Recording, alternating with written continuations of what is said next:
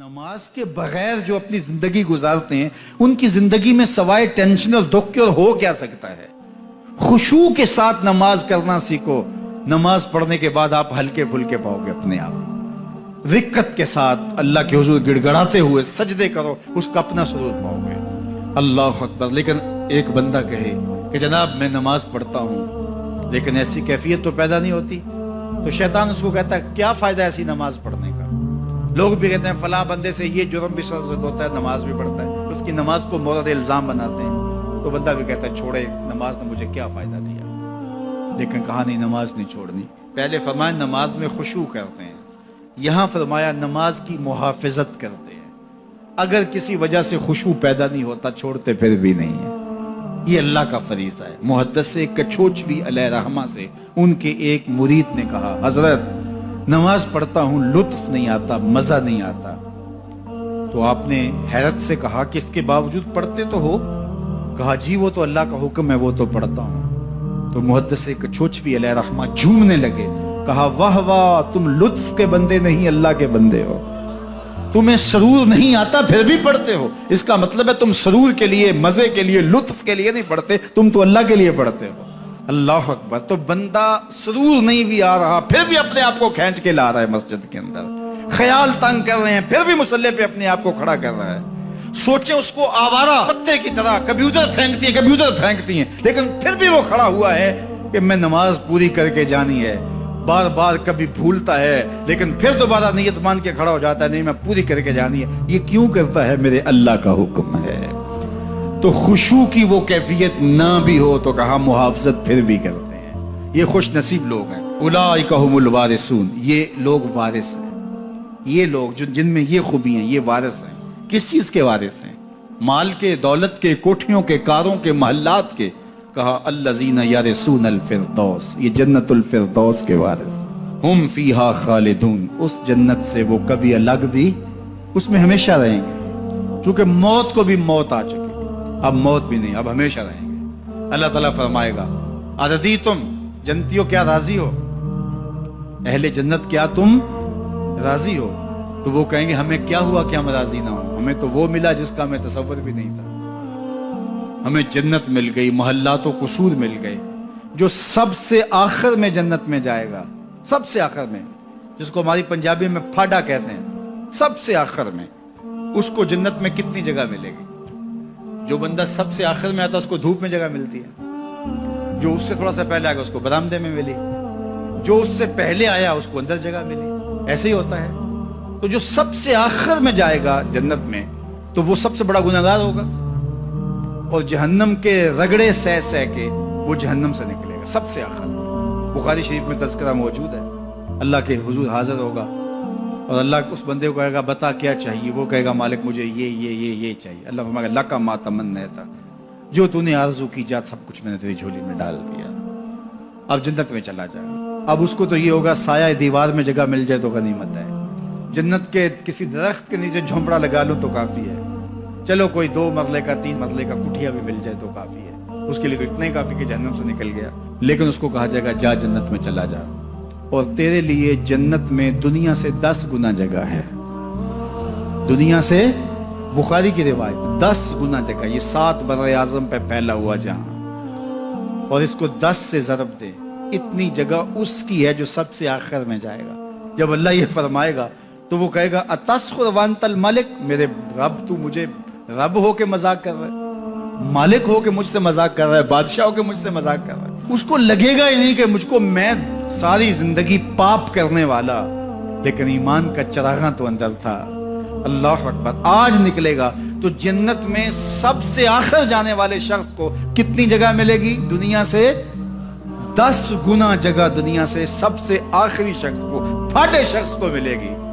پھر بلال حبشی کی جاگیروں کا عالم کیا ہوگا, ابو بکر عمر کی جاگیروں کا عالم کیا ہوگا, بابا فرید گنج شکر, داتا گنج بخش علی اجویری, شیخ احمد مجدد الفسانی کی جاگیروں کا عالم کیا ہوگا. جب بندہ عزت سے سر جھکا دیتا ہے اللہ کی رحمتیں بندے پہ نازل ہوتی ہے. ایک روایت میں آتا ہے جب بندہ نماز کے لیے کھڑا ہوتا ہے, ابھی اس نے سجدے میں جانا ہوتا ہے, ابھی وہ قیام ہی کرتا ہے, اللہ فرماتا ہے میرے بندے کے گناہ جو ہیں اس کے بدن سے نکال کے ایک سمت کر دو تاکہ میرا بندہ اس حالت کے اندر میرے حضور حاضر ہو کہ وہ گناہوں سے پاک اور صاف ہو۔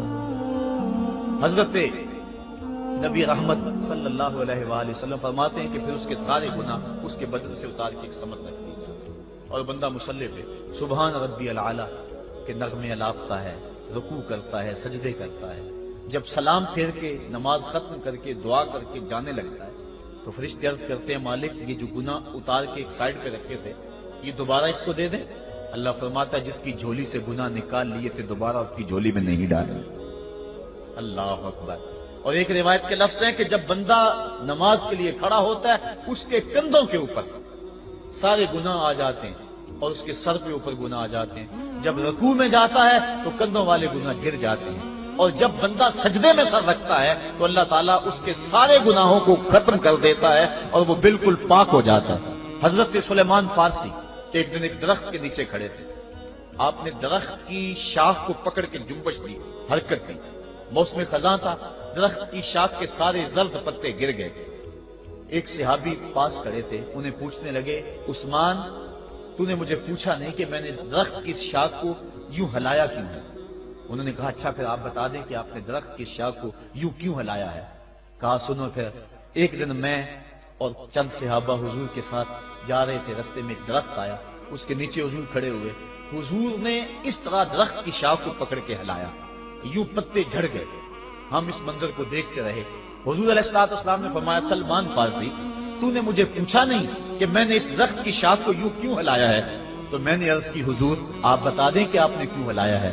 فرمایا سلمان جس طرح اس درخت کی شاخ کو ہلایا گیا اور سارے پتے جھڑ گئے، جب کوئی بندہ سجدے میں سر رکھتا ہے نماز پڑھتا ہے اس کے سارے گناہ دھل جاتے ہیں اور وہ پاک اور صاف ہو جاتا ہے۔ ایک دن فرمایا صحابہ اگر کوئی بندہ اس کے گھر کے سامنے سے نہر گزرتی اور وہ دن میں 5 مرتبہ اس نہر کے اندر غسل کرے تو بتاؤ اس کے بدن کے اوپر کوئی میل کچیل رہ جائے گا؟ عرض کی نہیں۔ فرمایا اس طرح جو 5 نمازیں پڑھتا ہے اس کے بدن کے اوپر گناہوں کا میل نہیں رہتا۔ فرمایا الصلاۃ معراج المومنین، نماز مومنوں کا معراج ہے۔ عماد الدین الصلاۃ، نماز دین کا ستون ہے۔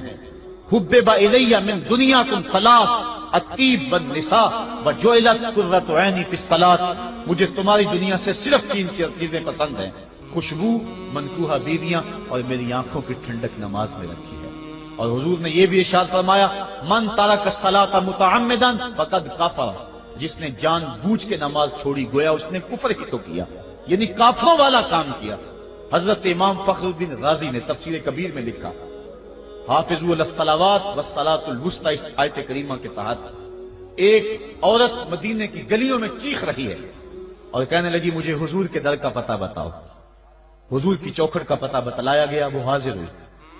آقا کریم صلی اللہ علیہ وسلم کی خدمت میں عرض کی حضور میرا خامد سفر پہ گیا ہوا تھا اور میں نے اس کی عدم موجودگی کے اندر زنا کر لیا، حمل ٹھہر گیا اور جو بچہ پیدا ہوا میں نے مارے شرم کے اس بچے کو سرکے کے مرتبان میں ڈال دیا اور پھر اسی سرکے سے میں لوگوں کو فروخت کرتی رہی۔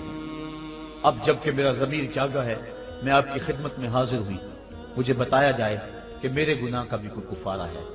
حضور نے ارشاد فرمایا جو تو نے زنا کیا ہے اس کی سزا رجم ہے کیونکہ تو شادی شدہ ہے، اور جو تو نے بچے کو قتل کیا ہے قتل کی سزا قتل ہے، اور جو تو نے سرکہ بیچا ہے فقد ارتکبت کبیرہ، تو نے کبیرہ گناہ کیا ہے، اس کی سزا تو قیامت کے دن پائے گی۔ اس کے بعد حضور فرمایا ان تینوں گناہوں کی یہ سزا ہے، لیکن جس طرح تو گھبرائی ہوئی آئی تھی میں تو یہ سمجھا تھا شاید تیری نماز اثر قضا ہو گئی ہے۔ اب آپ اندازہ کریں کہ نماز کی اہمیت کیا ہے اور ہم اس بات میں کتنی سستی کرتے ہیں۔ کسی سے پوچھا جائے نا آؤ نماز پڑھنے چلے، وہ کہتے ہیں بس یار میرے کپڑے پلید ہیں، کپڑے میرے پاک نہیں۔ تیرے کپڑے کیسے پاک رہ سکتے ہیں؟ تو اللہ کے حضور جھکنا نہیں جانتا، تیرے کپڑے بھی پلید ہیں، تیرا دل بھی پلید ہے، تو اس کے حضور جھک کے تو دیکھ، تن بھی ستھرا کر دے گا، تیری روح کو بھی پاکی دے دے گا، تیرے قلب کو بھی طہارت بخش دے گا۔ تو اس کے حضور آ جھک، اس کے حضور سجدوں سے اللہ کے حضور خراج پیش کر اپنی محبتوں کا۔ جب بندہ سجدے میں سر رکھتا ہے اللہ فرشتوں میں فخر کرتا ہے میرے بندے کو دیکھو نا بالآخر میرے حضور ہی جھکا ہے نا۔ کتنے گناہ کیے اس نے، کتنے جرم کیے اس نے، لیکن بالآخر میرے حضور آیا اور اپنے گناہوں کی معافی مانگتا ہے۔ فرشتوں گواہ ہو جاؤ، میں نے اپنے اس بندے کی مغفرت فرما دی۔ تو اللہ کے حضور نماز پڑھنے والا، بلکہ ایک روایت مسند امام احمد بن حنبل میں موجود ہے، حضور فرمایا جب بندہ نماز کے ارادے کے لیے اٹھتا ہے اور وضو کرنے کے لیے جب پانی کا پہلا قطرہ چلو پہ لیتا ہے، جو ہی اس کے بدن سے وضو کا پانی چھوتا ہے، اللہ اس کے گناہوں کو معاف فرما دیتا ہے۔ جس نماز کے قصد کے لیے اٹھیں اور وضو کریں اور پانی چھوتے ہی گناہ معاف ہو جائیں، اگر اس نماز کا اعلیٰ درجہ سجدہ کر لیا جائے تو پھر مالک کی کتنی رحمت نازل ہوگی۔ یہ کتنی بڑی دولت ہے، یہ کتنا بڑا سرمایہ ہے جس سے ہم لوگ محروم رہ جاتے ہیں۔ آؤ اللہ کی رحمتیں سجدے میں ڈھونڈے، سجدے میں پیشانی رکھ کے جب ہم اس کی رحمت کو مانگے تو وہ مالک ہمارے اوپر رحمتیں نازل کرے گا۔ آج پوری دنیا کے اوپر مسلمانوں کے ساتھ جو حالات ہیں وہ کسی سے مخفی نہیں۔ کوئی کہتا ہے کہ معاشی طور پہ مسلمان کمزور ہیں، اس وجہ کو بھی میں تسلیم کرتا ہوں۔ مسلمان کے پاس آلات حرب و ضرب بھی موجود نہیں ہیں، اس وجہ کو بھی تسلیم کر لیا جائے۔ سیاسی طور پہ مسلمان کمزور ہیں، اس وجہ کو بھی تسلیم کر لیا جائے۔ یہ ساری وجہیں اپنی جگہ پہ، لیکن یہ بھی تو سنو، مسلمانوں کی تعداد اس وقت 1 ارب 40 کروڑ ہے۔ افرادی قوت اتنی کبھی بھی مسلمانوں کی نہیں ہوئی تھی۔ اس وقت مسلمانوں کے پاس ایٹمی طاقت موجود ہے، اتنی قوت عسکری کبھی بھی مسلمانوں کے پاس نہیں ہوئی تھی۔ 56 اسلامی ملک ہیں جن میں قیمتی معدنیات سے اور تیل کی دولت سے اور سونے کی قیمتی معدنیات سے یہ مسلمان مالا مال ہیں۔ کیا کچھ نہیں ہے جو مسلمانوں کے پاس نہ ہو، لیکن ایک دولت چھن گئی مسلمانوں کے پاس، وہ سجدے کی آبرو، وہ سجدے کی عزت، وہ پیشانی رکھ کے اس رب کو پکارنا جو سب سے اعلیٰ ہے، جو سب سے بالا ہے، جس نے موسیٰ کے فرعون کو نیل کی موجوں میں ڈبو دیا۔ کیا پوری امت مسلمہ 1 ارب 40 کروڑ انسان سجدے میں سر رکھ کے سبحان ربی الاعلیٰ کے نغمے آلات کے اپنے رب سے گزارش کریں اور اپنی امت کا رونا روئیں؟